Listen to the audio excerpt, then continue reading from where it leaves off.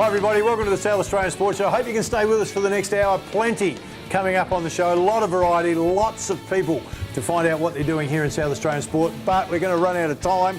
Need to get to the Southern Footy League straight away out of the intro.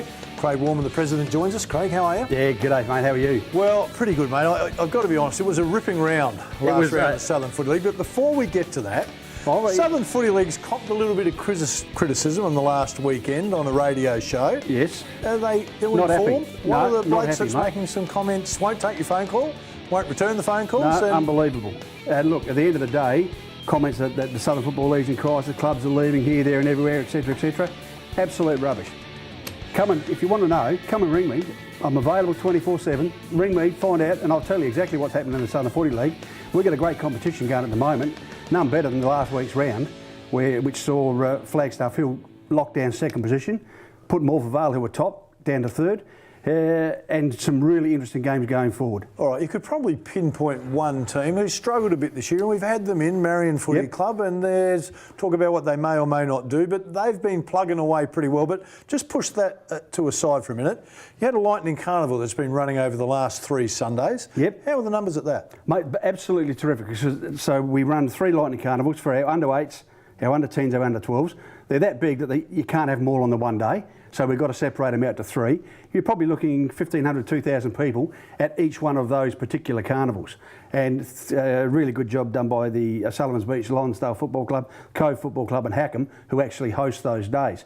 Because it's a logistical nightmare, but they've had a lot of experience doing it now. And again, just shows that the Southern Football League has great numbers coming through at that level and all through our junior grade. So, crisis? What crisis? So the bloke that said there's a crisis is running around this week in Adelaide with a Swans jersey on, I believe, because Sydney beat the Crows and his bet with Dale Lewis was that if he lost, he had to wear the Sydney jumper. So we won't mention his name, but we'll just give the viewers a bit of a hint. Is that who it was? Well, and he's got a bald head and he runs around. There's nothing wrong with having a bald head. I'll defend him on that one. Hey, listen, let's get down to it because it was a ripping weekend, round 17. Port Noarlunga, 24-point winners over Cove. Good game? It was a really good game. Cove were really hoping to win this one, to lock down 4th spot. It's now really opened up the Pandora's box, so to speak, with this week's round. But yeah, really good win by Port Noarlunga. Last week they beat Cove. Week before they had the bye. The week before that, bit of an upset win against Morpeth Vale, which knocked Morpeth Vale out of the top position. So Porties, the old divers, they're on the move. They're doing all right. Noarlunga too strong for Happy Valley? Yeah, probably one of these sides to beat, along with the Flaggies. All right, Christie's Beach at home are always pretty tough. They were too good for Marion. Yep. Morpeth Vale lost by 13 points to Flaggy. Probably the game of the round. It was. We did that one as the tribe match of the day, and terrific, ripping game of footy. Real hard slog from woe to go. And Flaggies, to their credit, copped a couple of injuries early as well. So a really good win for them. It actually locks down 2nd spot for them. All right, now did Billy make a call to the Ranella boys because they got up and about pretty quickly over OSB Lonsdale after the week before? They needed to. Yes, they did. They did need to. And again, look, Ranella are again in the rebuild process. They've been there or thereabouts for the last 4 or 5 years. So, again, blooding some really good talent coming through there. All right, Aldinga had the bye this week, of course, last round before we get into the finals, and there's still a juggle for positions. It's kind of getting there. Christie's Beach, they're in 4th spot. Cove in 5th at home. It's going to be a belter. This will be an absolute perler because the loser of this will probably finish 6th. You know what that means. And I will explain that to the viewers. But the winner will stay 4th with a really good chance to progress in the finals. That is going to be a bottler game, really. All right, Flagstaff are in 2nd spot, Ranella in 7th. Ranella looked pretty good last week, probably their best game for the season. And their record against Flaggies isn't all that bad. Flaggies picked up they're at home. They're going to play Flaggies a couple of injuries. Flaggies always, they're a bit like Noarlunga, tend to now make that a bit of a fortress, their home ground. So the old wine flies, not without a chance, but Flaggies at home, you'd probably tip them to win probably a couple of goals. It's a really interesting round, isn't it? Because I want to say this one's going to be a belter, this one's the game to watch, but there's about 3 that are really pivotal, and this is one of them. Noarlunga in 1st spot, Morpeth Vale in 3rd. Well, Morpeth Vale, for their confidence sake, 3 weeks ago, sitting top of the tree, a game clear of everybody, haven't won a game since. So need to get a win. Is the pressure on leading into finals. Noarlunga, been there or thereabouts all season. If they win, they'll probably take the minor premiership with that win. And it's being played at the Shoe, of course, and that's almost as bad as Albert Noble. Past the cemetery. OSB Lonsdale, they're in 10th. Happy Valley in 8th. Both teams come off a loss, so it's an interesting one to see who'll get up for this. And again, it's a really good chance for OSB and Happy Valley to see how far they've progressed this year. And again, probably a chance to blood some kids in the last game of the season to see what talent's about for next season. All right, Tribe game of the week. Port Noarlunga in 6th, Aldinga in 9th. It's at Port Noarlunga. Yeah, and this one will have a bearing on the makeup of the final 6 or the positions thereof, because if Porties win this one, they look to probably take 5th spot.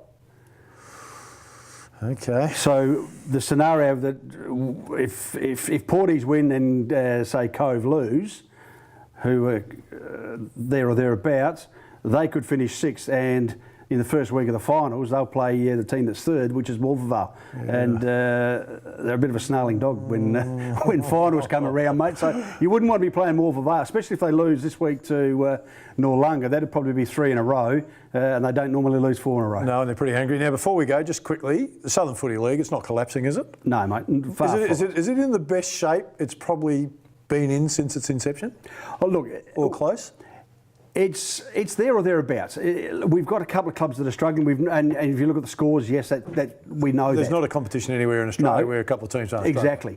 But when you look at the numbers we've got coming through the mini league, our junior grades, etc., and the closest of the competition at the top end, we're in a pretty good spot. And like as I said, we're 132 years old, so we ain't going anywhere real fast. All right, Jars, you got that one wrong, mate. You're going to have to apologise on Triple M on Dead Set Legends Saturday or Sunday. Stay with us. Craig Warman was our guest. Plenty to come on the show.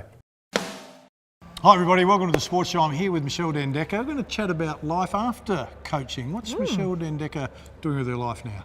Oh, it's funny how you said after coaching. I'm in the midst of coaching. Of coaching, okay. Yeah, more coaching. But everyone asks me, what are you doing? You know, since you finished with the Diamonds a few years ago and then you had a little bit of a stint with the Thunderbirds, what are you doing? And I'm running my own business again with not only coach education, but player clinics and absolutely flat out, Phil. So I think I saw somewhere on Facebook or one of those shows that you're a lot of country stuff though. You're doing stuff in the country as well, aren't you? Yeah, it's really interesting space because people have traditionally wanted more clinics for kids. Like come and run a clinic and there's 50 kids there. But nowadays with the club's KPIs and sponsors, it's all about, well, how do they deliver this information back to the kids? So coach education is a really big one. So now I go out to country or anywhere, metropolitan or country, and run 20 coaches, a workbook, and then a junior clinic and a senior clinic, maybe an hour and a half each, and actually teach those coaches how to coach. Okay, so you're coaching the coaches and doing the clinics and using as well. the kids as a demonstrator for the coaches. Okay, so still working with Netball Australia as well, though, aren't you? I am. What's your role with Netball Australia? Yeah, so I still work as defence specialist coach across all of the top performing age groups, so the 17s, 19s, the emerging talent girls to the Diamonds, and then also Fast 5 defenders coming up. So still in Canberra doing that sort of work, but also have the luxury of being able to use the resources that Netball Australia have within my own business now to deliver coach education in South Australia. Wow, so that's great. Okay, so are you busier now, you think, than you have been before? I am actually. I'm busier now because my days have changed. I used to go away on tours. I used to be away for 4 weeks and then be home with the family. Now I don't think I've had a night home in a month delivering coach education all over South Australia. And so it's different because my days are longer. So but I is have the days. husband happier or less happy? I don't know. I think Being as long away as for a I'm month? busy, it's He's fine. happy, okay. Yeah. The kids are probably happy. We can have a shout out to you, Harvey. Commonwealth Games not too far away, so the progression now for the Australian team is going pretty well, although some of the girls have dropped out. Yeah, it's an interesting space because they're coming up to Quad Series and Constellation Cup, and you've probably read, players, the greats of Shani Laytons have withdrawn. Yep. I had to find out the information about that myself when I think we talked about tiredness or fatigue. There's fatigue. Yep. And I think what we forget is there's mental fatigue as well. Mental fatigue as well. What we forget is that these athletes now are really professional athletes. They train 20 to 30 hours a week. Quite often the Suncorp takes them away for every weekend. So by the time you're looking at 12-month stints for these athletes, it's a really big year with international on top of domestic. So Shani hasn't had time off, I think, for 9 years. So I think it's clever, really, for Shani's point of view now. Just saw Roger Federer do it not too long ago. Absolutely. So Shani may miss the Quad Series and the Constellation Cup, but give her that real impetus to come back stronger for the Commonwealth Games, because that's all that matters. Commonwealth Games for you. You've been to Commonwealth Games, World Cup. I mean, you've done all of those. Is the Commonwealth Games good preparation for the World Cup? Yeah, I had this talk with KG, I think, the other day. And, Don't hold that against you. No, I know, terrible. No. You know, how important is Com Games now in the light of we've got Olympics and World Championships? And I said, look, it is really important because if you're talking about 4-year benchmark events, it's a long stint between gold medals for a lot of sports. So we need World Championships, we need Commonwealth Games, because it gives us accountability to be able to get those athletes in that environment year in, year out. So it's a really important one because we're still hitting for netball, the best in the world, and it gives us good prep for the World Cup the year after. Let's talk about netball around the world. If we go back 20 years ago, it was pretty much Australia, New Zealand. That was pretty much, suddenly we see England encroaching heavily on New Zealand and Australia. We're starting to see the other countries, the West Indies, for example, starting to develop. And the South African teams. The South Africans have been terrific. Amazing. Why such a big development from them? Was the gap that big that there wasn't a margin to improve by Australia, yet there was a bigger margin and they've caught up? It's a twofold thing, I think, with the Suncorp, past ANZ and the Suncorp, there's so many international players playing in that what they're doing is a level of professionalism from these players have risen, and then they go home and they take it with them. But also I think the next step of that is we're losing coaches in Australia to international countries. So, Tanya Obst, a South Australian coach, now coaching the England Fast 5 team and high performance unit because she can't secure work full-time here. So we have coaches coaching all over Australia and all over international now. So it's going to change what those sports look like, internationally. So technically we need the Michelle Dendecker business to get bigger so we can bring the coaches back and work for you. Well, it was funny, I've just been to Fiji. It was a funny note about that. It's funny, it's funny, yeah. And Vicky Wilson actually coaches Fiji, and as soon as I said netball, I went for a spa and said I coach netball, and every woman in Fiji knew I was there and had to be tagged and everything.